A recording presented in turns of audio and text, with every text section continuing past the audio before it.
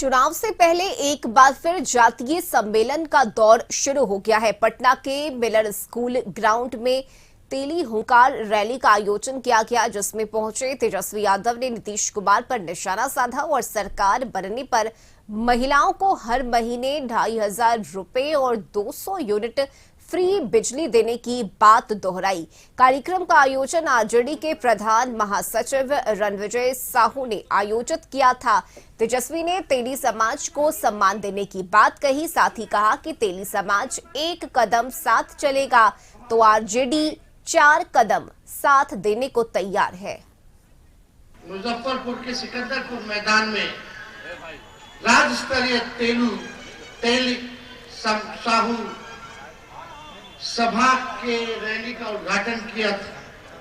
1993 में रांची में उन्होंने मोराबादी मैदान में तहलीक महारैली का उद्घाटन किया एवं दानवीर भामा शाह जी का प्रतिमा का भी अनावरण उन्होंने करने का काम किया। वैसे कई सफल उम्मीदवार लालू जी ने आप लोगों के समाज को, लोगों को टिकट देके विधानसभा भेजा, विधान परिषद भेजा, बोर्ड निगम का चेयरमैन से लेके सदस्य तक बनाया। आप सब लोग जानते हैं कि पार्टी में भी महत्वपूर्ण जिम्मेवारी आप सब लोगों के समाज को आदरणीय लालू जी ने देने का काम किया।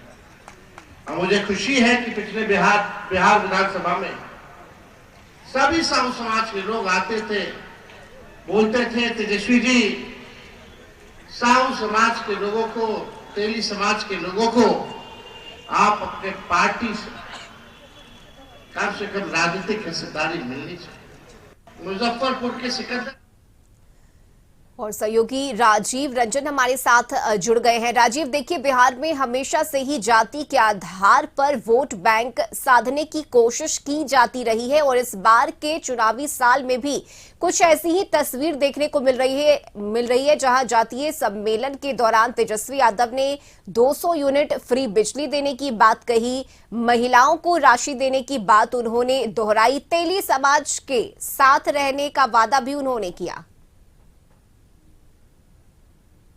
ये रश्मि, आप एक चीज़ जान लीजिए कि चुनाव करीब है और दिल्ली में जिस तरह से आम आदमी पार्टी का सफाया हुआ है, तो अब बिहार में भी इसकी तैयारी जोरों पर है कि ऐसी स्थिति बिहार में ना बने, खास करके महागठबंधन के लिए।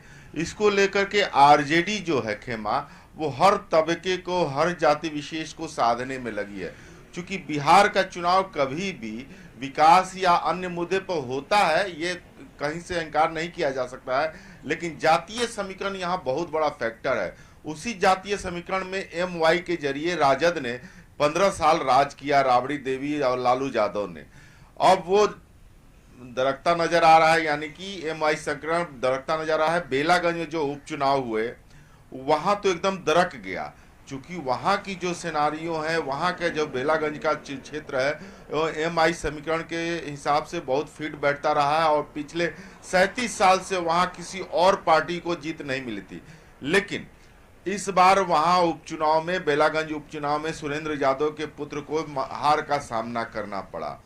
तो ये कहा जा सकता है कि जातीय समीकरण के आधार पर बिहार में राजनीति शुरू से है, अभी भी है। हम इस समय राजद का जाले पे हैं, दिखाने की कोशिश करते हैं कि किस तरह से साधने की कोशिश है। जो आप कह रहे हैं कि तेली हंकार रैली, देखिए यहाँ पे वादों का पिटारा का एक बहुत बड़ा बैनर लगा है, जो आपने अभी चर्चा किया कि मैया सम्मान योजना, माई बहन मान योजना, राजीव मान योजना, वृद्धा पेंशन योजना, सामाजिक सुरक्षा पेंशन योजना 400 रुपये से बढ़ाकर 1500 रुपये करना, प्रति माह बिजली की 200 यूनिट फ्री करना। और इसके बगल में ये बैनर भी दिखाना चाहते हैं कि जो कि तेली हंकार रैली के जरिए कल जिस तरह से तेली समाज पर निशाना साधने के लिए आरजेडी ने इतनी बड़ी रैली की, ये चूंकि एक परंपरागत जातीय समीकरण के अनुसार से तेली समाज जो है भाजपा का वोट बैंक है और यहाँ इस पर वो सेंध लगाने की कोशिश हुई और उसी के तहत तेली हुंकार रैली का आयोजन किया गया। और इसको आयोजन करने वाले जो है रणविजय साहू जो हैं, वो तेली समाज से ही आते हैं और इसको साधने के लिए ये महारैली के माने हुंकार रैली का आयोजन किया गया। तो ये कहीं से भी कहा नहीं जा सकता है कि हाँ, अब आरजेडी जो है MOI सेक्टर से बाहर निकलकर अन्य जातियों को साधने में लग गई है। चूंकि 2025 का चुनाव उसके लिए बहुत ही एक तरह से खास रहेगा कि उसको अपने सत्ता में आना है। चूंकि लालू यादव ने भी कह रखा है कि इस बार तेजस्वी को CM बनाना है, लेकिन जिस तरह से NDA गठबंधन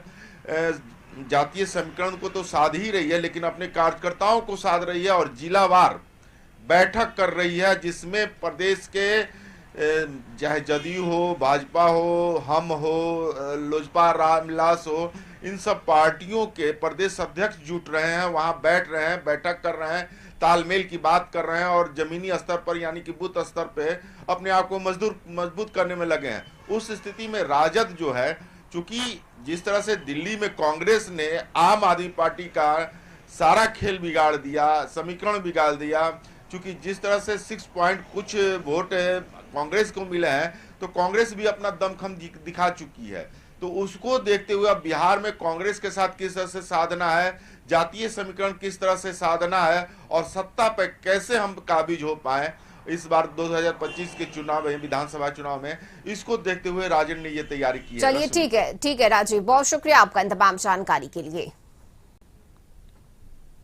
और यह वक्त एक छोटे से ब्रेक का हो चला है, जल्द लौटेंगे।